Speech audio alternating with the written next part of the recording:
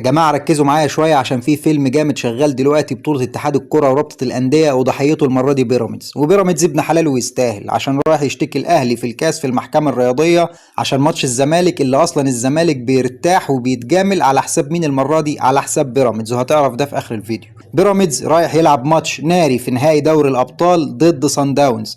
طبعا الذهاب خلص 1-1 في جنوب افريقيا، وده لصالح بيراميدز ونتيجه ايجابيه، والاياب يوم 1/6 في مصر.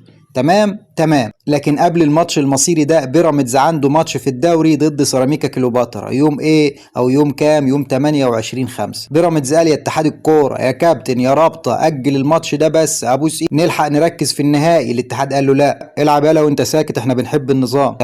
تمام. بعد النهائي بتاع افريقيا ده بيراميدز عنده ايه؟ عنده نهائي كاس دي معجنه يا شقيق. عنده نهائي كاس مصر يوم 5/6 ضد مين؟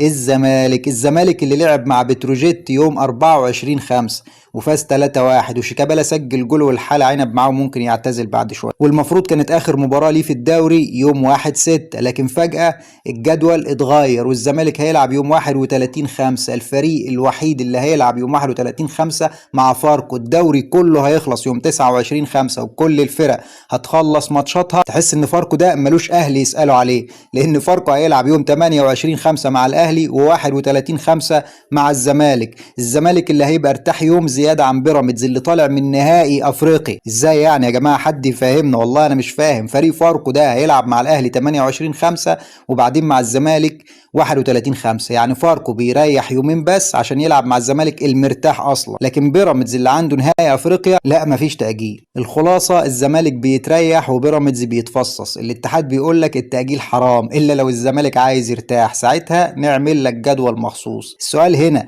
هل دي صدفة ولا حب الزمالك ممكن يوصل لدرجة انك تضغط فريق مصري وبيمثل مصر زي ما هم بيقولوا كلهم ورايح يجيب لك بطولة افريقيا؟